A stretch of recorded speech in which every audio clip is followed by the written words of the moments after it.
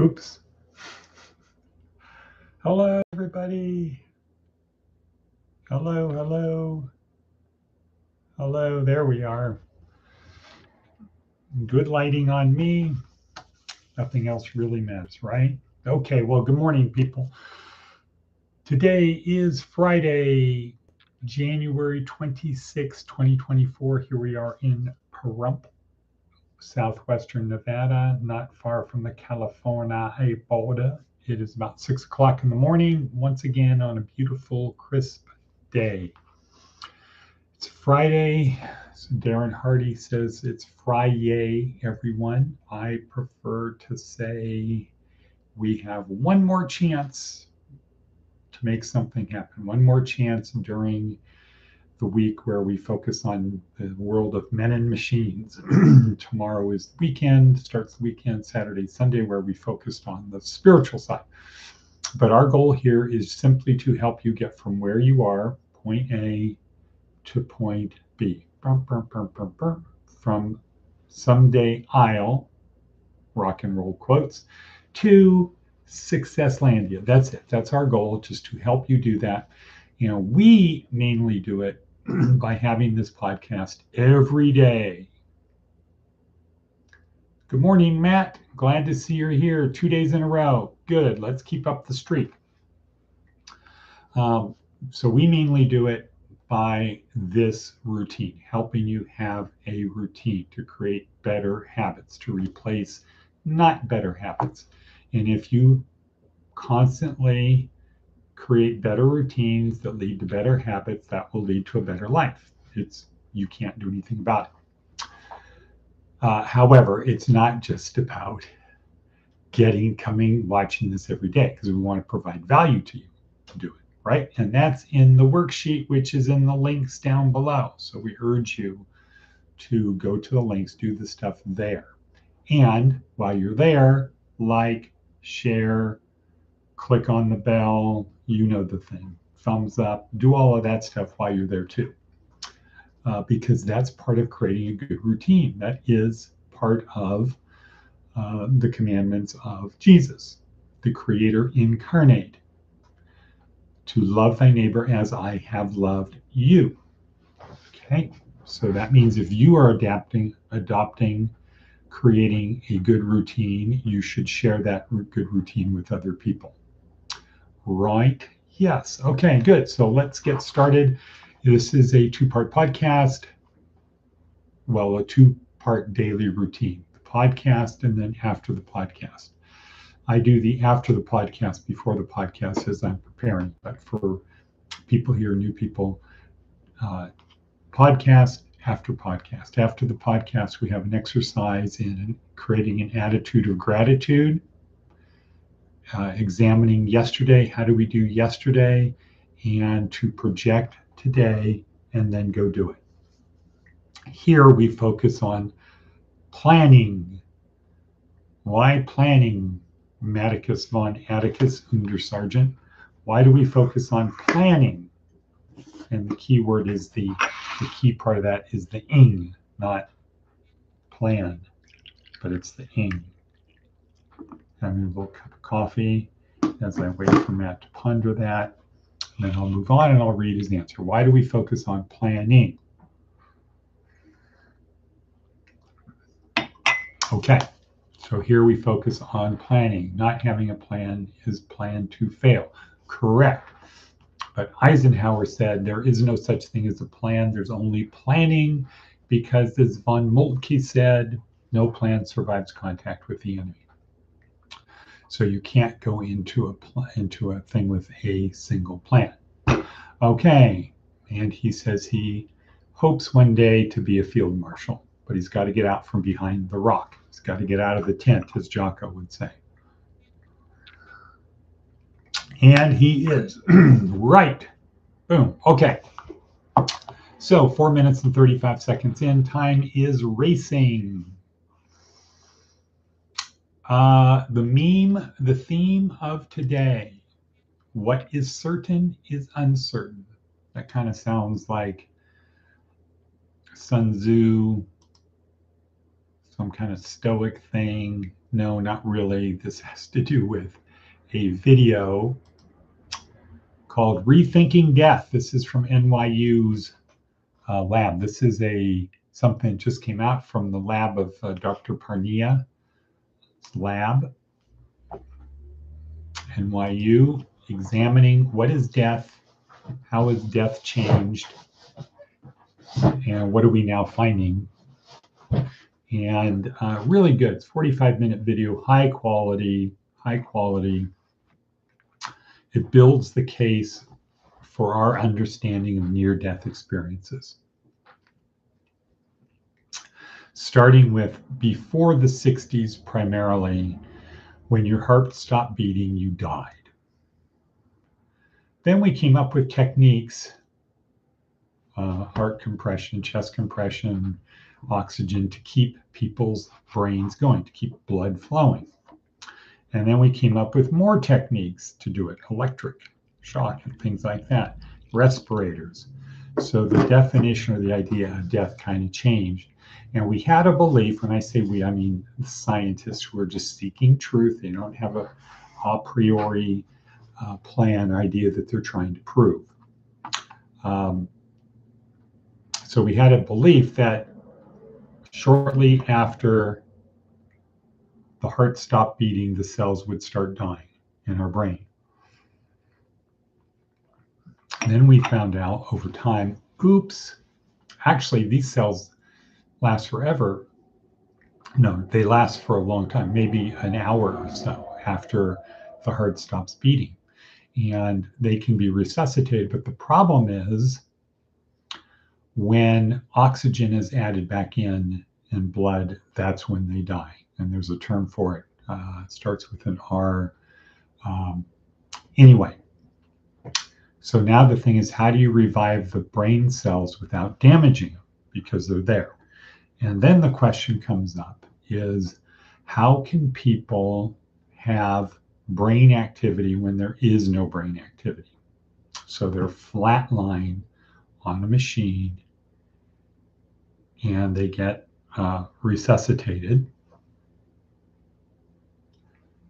How do they talk about things that occurred when they had no neural activity? So the movie then, or the video then, goes to this thing of, looks like something happens after death. Looks like something happens after death. And then people come back to life and they can talk about things that occurred while they had no neural activity. So if we stop and think about that, how can you talk about things that happen when you have no neural activity if it's only about neural activity, if all thoughts and things emanate and are only contained in your brain? Aha, so I have a link. The answer to the question is in the worksheet. There is a link attached to what is certain is uncertain. Because we went into this one, again, when I say we, I mean scientists who study this for a living. It's not like, I had a patient today, I observed this happening and therefore that. No, these are people who this is their job. So like the Parnia's lab at NYU, this is what they focus on, is death and then after death. And how do you bring the brain back? And another thing that they talked about, and that was kind of interesting, was the pig study, where this was done by Yale. And the idea was to resuscitate the brain, to add blood back into the brain without destroying the neurons, without destroying the brain. And they figured out a way to do it. And so what they did is they went to a slaughterhouse and they got decapitated pig heads. And they figured out a way to hook up a thing to put blood back in them, get them revived again. And the problem is they did it. And then somebody asked an ethical question of, what might these pigs be thinking right now? And so they shut it down, right?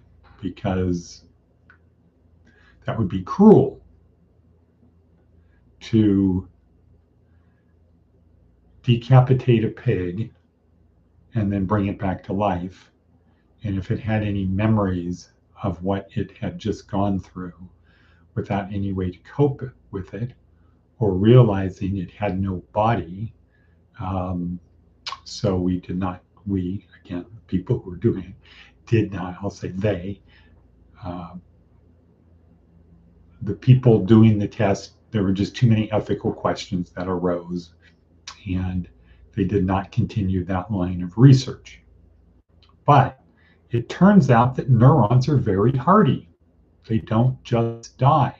So when your body is down in the mortuary, it's down in the morgue, you might not have neural activity, but your neurons are not dead.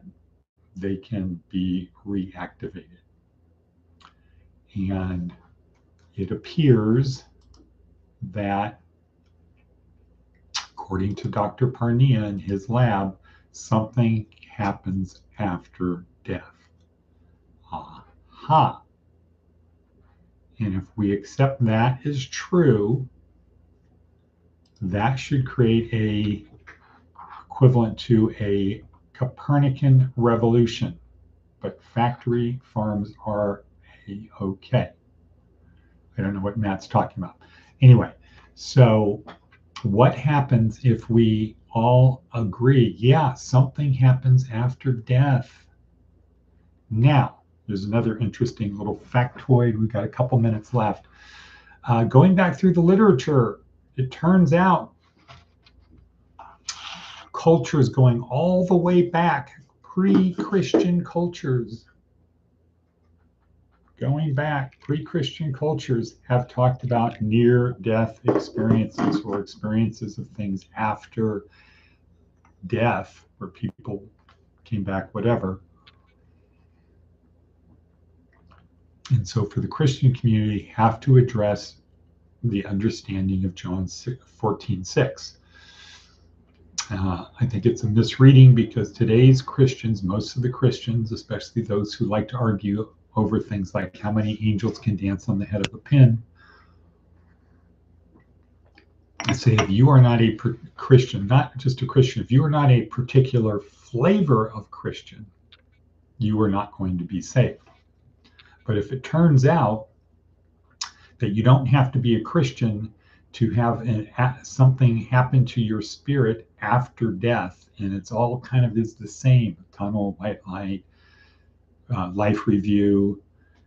It doesn't matter where you come from, what your beliefs are or lack of beliefs are. If you have that same experience, it kind of calls into question John 14:6. And if you look at John 14:6 objectively, the conclusion that most of the Christians come to, it just doesn't make sense, because John 14:6 is Jesus talking to Thomas about going to a place, and Thomas is saying, where are you going? Well, you know where I'm going.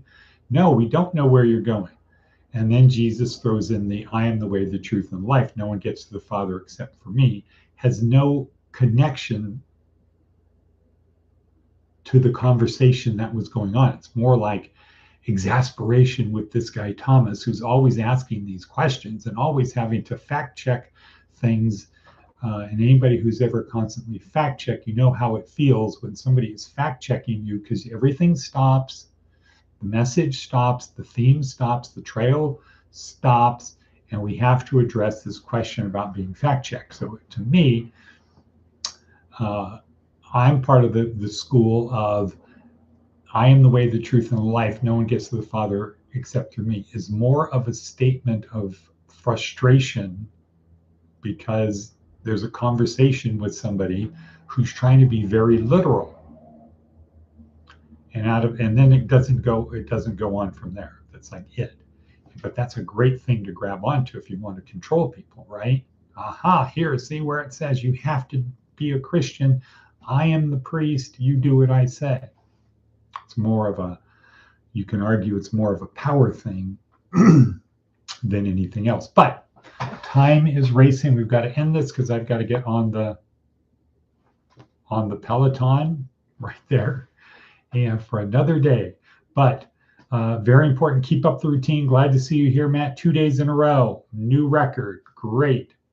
Acknowledge that. Sophie's in her class, whatever. It starts at 9. But she's watching these and sharing them. So watch and share. Spread the good news to other people. Tomorrow is Saturday, and that's when we talk about G School. G School. Not G String, Matt. G School. So with that, we're going to say, once again, Auf Wiedersehen. See everybody tomorrow on the flip side, as Darren Hardy says. Thank you for being here. Boom.